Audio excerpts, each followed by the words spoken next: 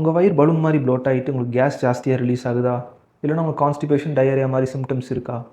ஒரு உங்களுக்கு வந்து சாப்பிட்ட உடனே மோஷன் வர மாதிரி ஃபீல் ஆகுதா? உங்களுக்கான வீடியோ தான் இது. இப்போ நான் முன்னாடி சொன்ன சிம்டம்ஸ்லாம் இருந்துச்சுன்னா, உங்கள் ஸ்மால் இன்டெஸ்டைனில் வந்து பாக்டீரியா வந்து ஜாஸ்தியாக இருக்குதுன்னு அர்த்தம். இந்த கண்டிஷனுக்கு பேர் சிபோன்னு சொல்லுவாங்க. Like small intestinal bacterial overgrowth. பொதுவாக நம்ம சிறுகுடலில் பாக்டீரியல் க்ரோத் ஜாஸ்தி இருக்காது because of its acidic nature.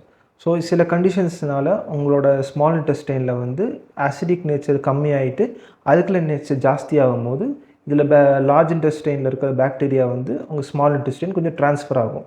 So small இன்டெஸ்டைனில் பாக்டீரியா வந்ததுக்கப்புறம் there will be overgrowth. அப்படி ஓவர் க்ரோத் இருந்துச்சுன்னா நான் முன்னாடி சொன்ன சிம்டம்ஸ்லாம் உங்களுக்கு வரும்.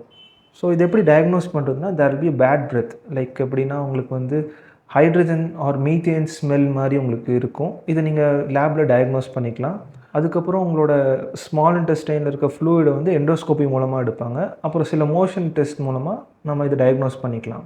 இந்த கண்டிஷன்ஸ்னால நமக்கு தேவையான நியூட்ரியன்ஸ் நம்ம பாடி வந்து அப்சர்வ் பண்ணிக்காது. Like fat soluble vitamins like A, D, E and K and also vitamin B12, calcium மாதிரி நியூட்ரியன்ஸ் நம்ம உடம்புனால அப்சர்வ் பண்ண முடியாது.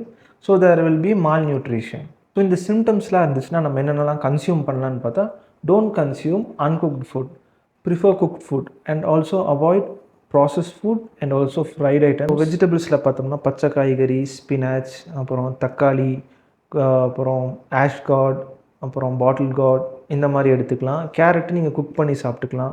அப்புறம் ஃப்ரூட்ஸில் லைட்டான fruits like watermelon and muskmelon and orange இந்த மாதிரி எடுத்துக்கலாம். Apple you can just cook and have. அதுக்கப்புறம் முக்கியமாக ப்ராப்பர் ப்ரோபயோட்டிக் எடுக்கணும். லைக் மார்க்கெட்டில் இருக்கிற கண்ட ப்ரோபயோட்டிக்ஸ் எடுக்காமல் just take probiotics which is suitable for you.